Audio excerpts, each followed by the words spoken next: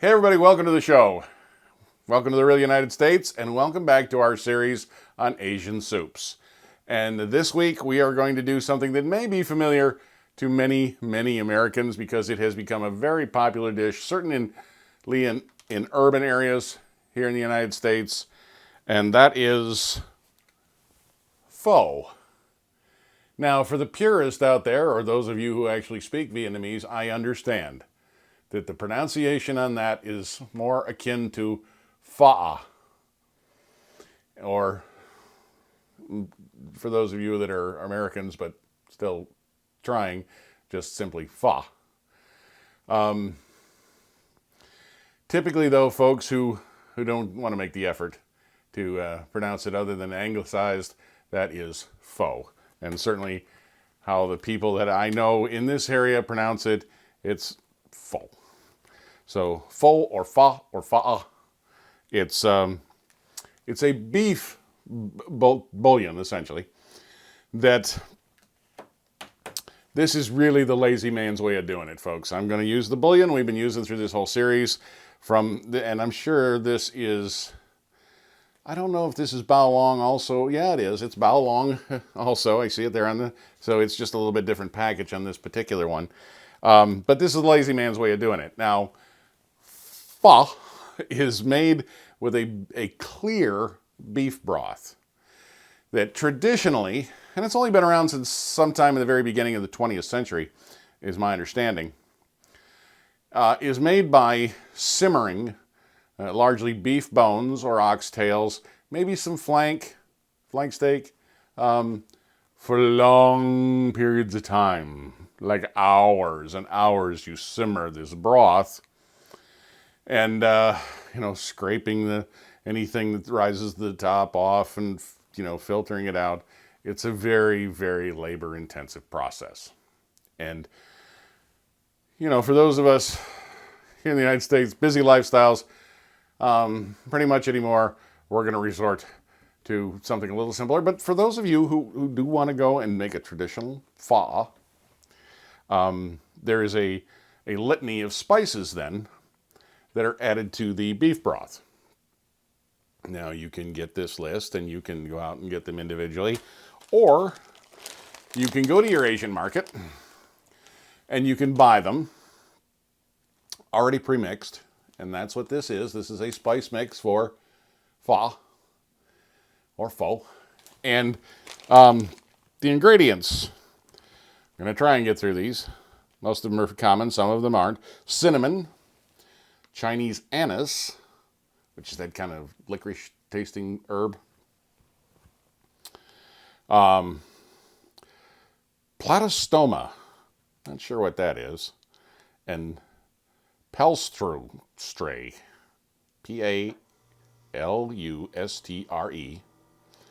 Then is it cardamom, black pepper, fennel seed, and clove. And they say that's a fairly easy thing to look up on the web. But you can buy this already pre-mixed, and it even comes with a little gauze bag. It can be like a huge tea bag that you put this in and you steep in your broth. So you can take it all out and it doesn't have all these little pieces of herb in it. Now, we actually have done this, and this is really nice to do it that way. I mean, it's this nice, rich, full flavor. But again, it's time intensive. And so one of the things that, if you've been following this along from the beginning, that we wanted to do was to use a bouillon that's going to give you everything you need. Boom, bada bing. There it is. There's your broth, and you can work from there. So that's what we're going to do, and this is the same sort of drill as before. It's 2 cups of water, roughly, or a half liter per bouillon cube. We're going to use 6 cups of water and 3 bouillon cubes for the 2 of us. I don't know, maybe that sounds like too much. And then they say that you use 150 grams of noodles. I'm not going to measure it. Now, there is one difference this week from what we've been doing in the past. We've been using a wheat noodle that we're very fond of. You saw I had, 40 pounds of it or so. This week, we are going to use the traditional noodle that's used for pho. And that is a rice vermicelli. And so it's a very thin rice noodle, and these are actually a product of Vietnam. They're not expensive. This is a couple of bucks worth of noodles. So I'm going to use probably roughly a third of this package. This is 32 ounces. I'm going to use, 10 ounces or so for the 6 cups of broth. These I'm going to cook separately. I'm going to boil these, drain them off, and then make my broth and put that in the bowl, add the noodles. Pho is traditionally usually then topped with some scallions, little greens, and then there are additional toppings that usually come to the table that you can add to the hot soup, such as bean sprouts or Thai basil. Very common when we go to the restaurant. That's how it's served. Maybe even some sliced jalapenos come with it, or some lime. Sometimes it's made, depending on where you get it, with a few thin slices, little pieces of onion. In the soup, now they make the soup, it's boiling hot. You got your noodles, you got your broth, and maybe a few scallions, and it comes to the table, it's boiling hot. It's then you add your proteins. Now, it's a beef broth, it is a beef soup. There is another variant, a chicken variant, that we'll do in a future episode, pho ga, but that's a different thing. It's made pretty much the same way, but we'll do it as a separate episode. So, in the pho, usually you can choose, any number of combinations of different cuts. Flank steak, eye of round, brisket, different tenderloin, and even tripe or tendon. And I happen to like mine. It's got pretty much all of those things in it. But for our purposes today, we're going to keep it simple. What I've got here is some Angus beef. This is an eye of round, little one we got. I'm going to slice it up on a slicer here because, well, I just feel lazy. I mean, you could do this with your chef's knife and, a little care, no big deal, but I happen to have a slicer, so I'm going to use it. You actually make the soup, and then you add the raw meat, thinly sliced, straight to it. Now, this is a technique called shabu shabu, and this particular word is borrowed from the Japanese.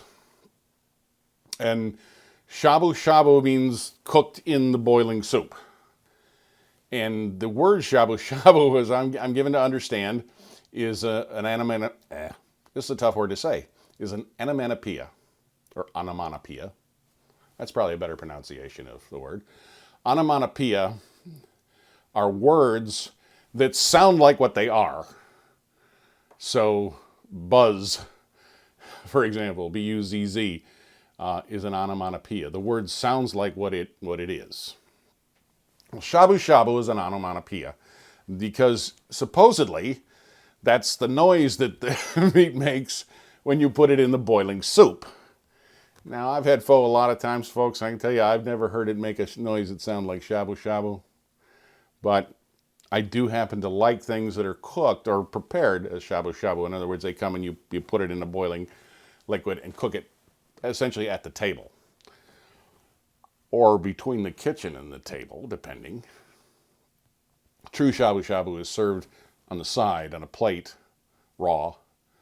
And the soup is kept boiling or very nearly boiling, on a flame at the table.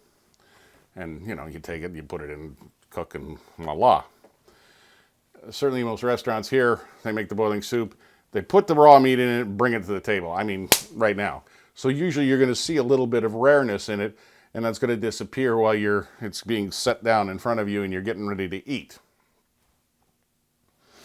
If that sort of visual puts you off, then, I know maybe this isn't the dish for you. And I do have a colleague who used to go to the pho restaurant with us and has since stopped because it just bothers him. The rareness, the rawness of the meat visually bothering him, and he stopped, and that's fine. I have no problem with that. Doesn't bother me because I usually eat my meat very rare anyway, but it doesn't end up very rare in pho. The shabu shabu, it cooks through because it's cut very thin. So I'm going to go ahead, I'm going to open this up, I'm going to start slicing it, I'm going to get my noodles on the boil, start my bouillon in the boiling water, and then we're going to bring this all together.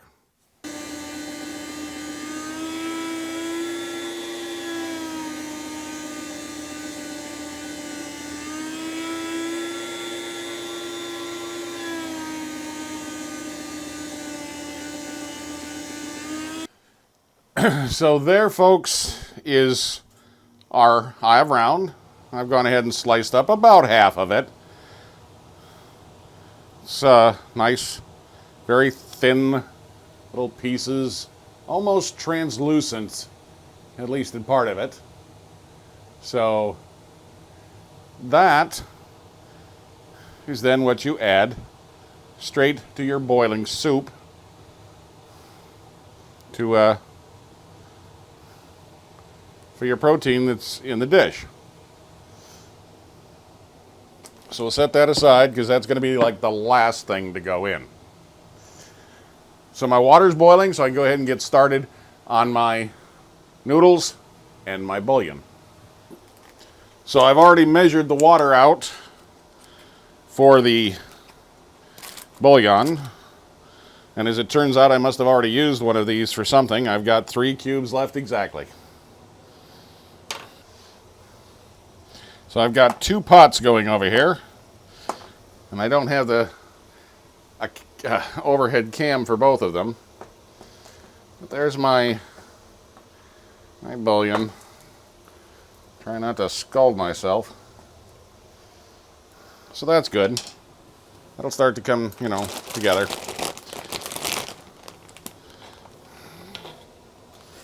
And now my noodles. Now it only takes about 4 minutes, they tell me, to cook these.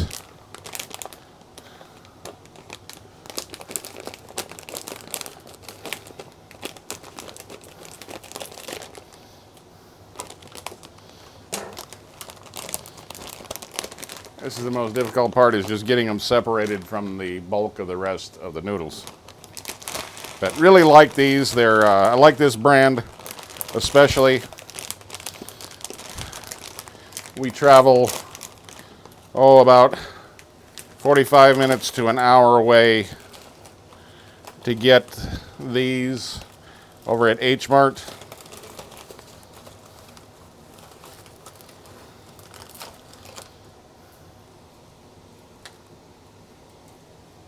I think that looks good. And I'm going to just drop those in some boiling water.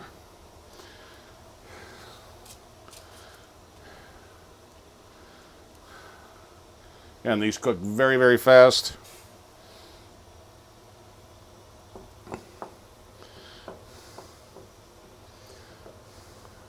Even for a video, I could probably almost show that in real time, although it's unlikely that I will. Because even at only 4 minutes, I think watching noodles boil is probably pretty dull. So there's my 4 minutes. These are very starchy. They recommend that you go ahead now, you drain this water off like through a colander, and then you add fresh water and let it set for another 5 minutes. And that probably would make them a little less sticky because you get that starch washed away. I'm not going to take the care for that today, so please don't write in the comments about what a bad job I'm doing, because I'm aware I'm doing a bad job. I just don't care.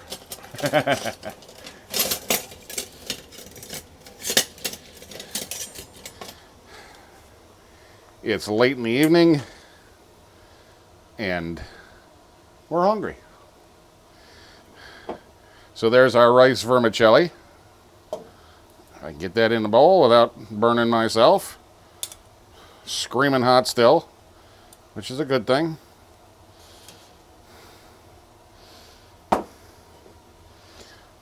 That way when I put the boiling bouillon on it, it will not take away much of the heat.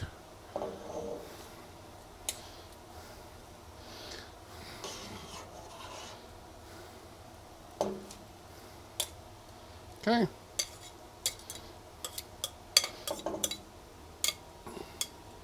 But it really is worth the effort to use these noodles in adverse to the wheat noodles we've been using in the other soups. It really does make a nice effect.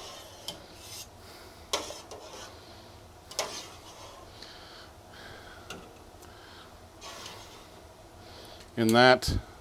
So, and I don't know if you can see here in the kettle cam how milky that water got, but that's all starch there. Let me see if I can bring this over to the big camera and we can show you there. Well, that's not a good idea, Paul. You're going to burn your little self. Okay? See if we can swing that down.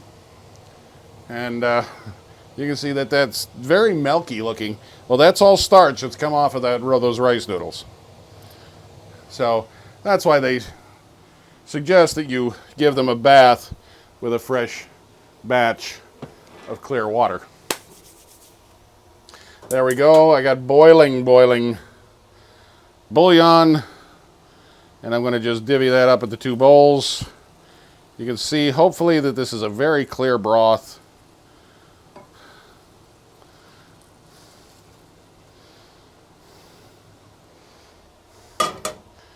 And I'm going to go ahead and try and rescue some of these noodles that are hanging over here, because I got a little bit of they tried to escape on me, folks. There, you see, very, very clear broth. We can just tilt that head down a little more. You can see straight into the bowl. And then, now our beef was just slightly frozen. So I'm hoping that it's thawed out enough it doesn't take the heat off of the soup, so that we can get this in here and get it cooked.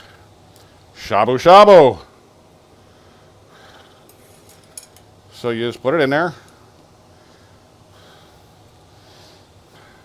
And I can't imagine the consternation that Beverly's having, because this is hers. And I'm going to go ahead and I'm going to poke that down, and you can already see, I hope, we can get a shot in here, how the meat is starting to look. You know, it's starting to color because it's cooking in the boiling soup. Give her another piece. She's been sick. She needs the proteins. How we doing there, dear? Good. One more? One more. All right. Okay. See, that is, you know, this is something you, again, you kind of decide when you want to go ahead and jump into this. But you can see that meat turning color as it cooks. Shabu shabu right in the boiling broth. And the longer you let it sit there, the more it's going to cook. So I like it. It's very nice. You're never going to get a piece of meat that's overcooked, you know. And it's fun. It's part of the whole experience of having pho or pho, is cooking the meat in the soup. So folks, that is pho or pho or pho. It's a relatively simple dish. Again, now you want to go ahead and, if you care to, we're not going to tonight, but you can garnish this with some bean sprouts, some Thai basil, some scallions, if you like, some peppers, you know, some jalapeno peppers, or even some lime juice to taste. And make the Thai basil is very, very nice. It's got this beautiful, rich flavor. So if you got access to it and you like it, it's definitely worth the effort. You know, if that's to your taste or you feel up to it. So anyway, I hope you enjoyed our visit with pho here on the Real United States in our series on Asian soups. You got questions or comments? Hey, leave in the comments section below. Hey, I'll do it again to answer them. I love hearing from everybody. So if you just want to say hi, drop us a line. Appreciate that. If you're new here, hey, pick subscribe. Come along for the adventure, because we got lots more to show you. And as always, thank you for watching.